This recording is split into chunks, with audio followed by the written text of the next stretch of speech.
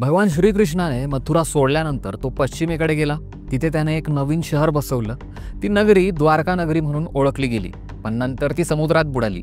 पुराणांमध्ये वर्णन केलेली ही नगरी अत्यंत समृद्ध आणि वैभवशाली होती, ज्यामध्ये भव्य मंदिरं आणि राजवाडे होते।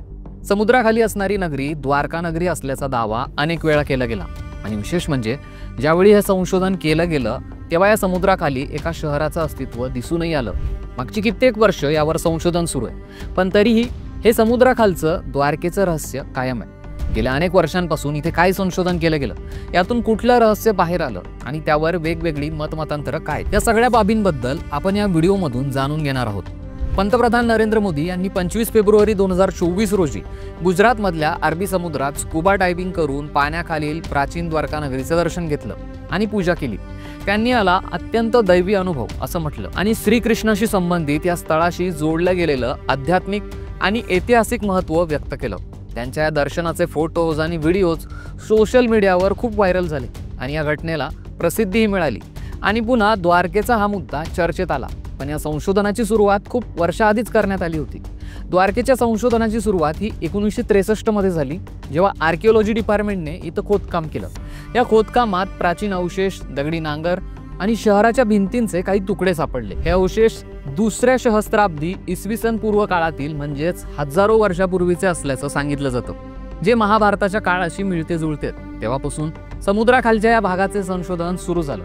1980च्या दशकात नॅशनल इन्स्टिट्यूट ऑफ ओशनोग्राफी आणि आर्किओलॉजिकल डिपार्टमेंटच्या मदतीने समुद्री पुरातत्वाचं काम सुरू झालं। डॉक्टर SR राव हे या क्षेत्रातले प्रमुख संशोधक होते। त्यांनी 1983 ते 1990 दरम्यान द्वारका आणि बेट द्वारका इथल्या समुद्राचा अभ्यास केला। त्यांना 3 ते 6 मीटर खोलीवर दगडी रचना, शहराच्या भिंती, बंदराचे अवशेष आणि त्रिकोणी दगडी नांगर सापडले। हे नांगर हडप्पा संस्कृतीशी संबंधित आहेत आणि थर्मोल्युमिनिसेन्स डेटिंगच्या मदतीने हे इसवी सन पूर्व 1570 या काळातील असल्याचे सिद्ध झाले।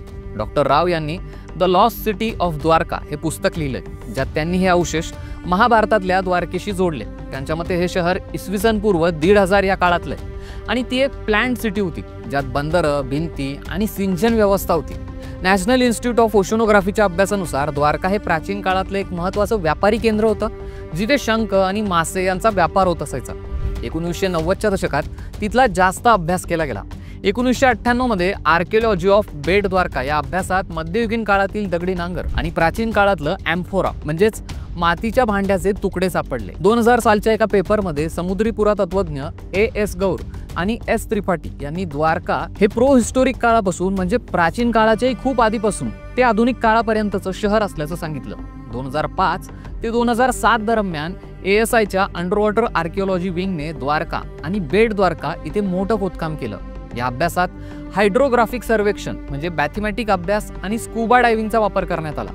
भारतीय नौदलाच्या सहकार्याने मोठ्या क्षेत्राचं सर्वेक्षण झालं। या काळात शहराच्या भिंती, दगडी रचना, मूर्ती आणि दगडी नांगर सापडले। द्वारकाधीश मंदिराजवळील खोदकामात टेराकोटा वास्तू, मणके, तांब्याच्या वाळ्या आणि लोखंडाचे काही तुकडे मिळाले। हे अवशेष इसवी सन पूर्व 1500 ते 9व्या शतकातले असल्याचं सांगितलं गेलं। या अभ्यासाने द्वारका हे मध्ययुगीन काळातील बंदर असल्याचं सिद्ध झालं। एका नैसर्गिक आपत्तीमुळे ते बुडालं होतं।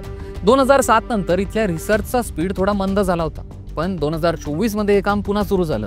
फेब्रुवारी 2025 मध्ये प्रोफेसर आलोक त्रिपाठी यांच्या नेतृत्वात नवीन टीमने इथे अभ्यास सुरू केला। या टीममध्ये 3 महिलांचाही समावेश होता, ज्यात HK नायक, अपराजिता शर्मा आणि पूनम विंद यांचा समावेश होता। हा अभ्यास 2 टप्प्यात झाला, किनाऱ्यावर आणि समुद्रात। या संशोधनात महत्त्वाचा वाद काय, तर पौराणिक द्वारका ही इसवी सन पूर्व 3102 या काळातील असल्याचं सांगितलं जातं, पण सापडलेले पुरातत्वीय अवशेष हे इसवी सन पूर्व 1500 या काळातले। काही अभ्यासक आणि धार्मिक विद्वानांचा असा विश्वास आहे की पाण्याखालचे हे अवशेष श्रीकृष्णाच्या द्वारकेचे पुरावेत, जे महाभारतातल्या वर्णनाशी जुळतात।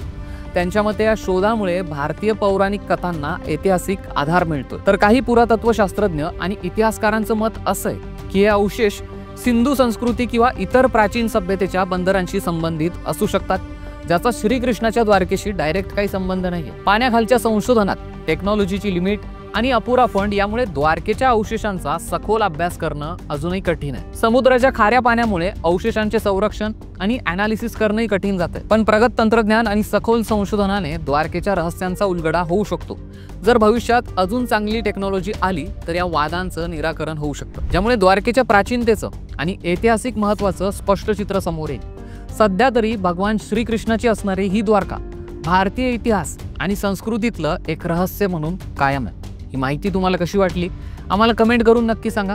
आणि अशीच वेगवेगळी माहिती जर तुम्हाला मिळवायची असेल तर आमच्या लगावबत्ती या यूट्यूब चॅनलला नक्की सबस्क्राईब करा.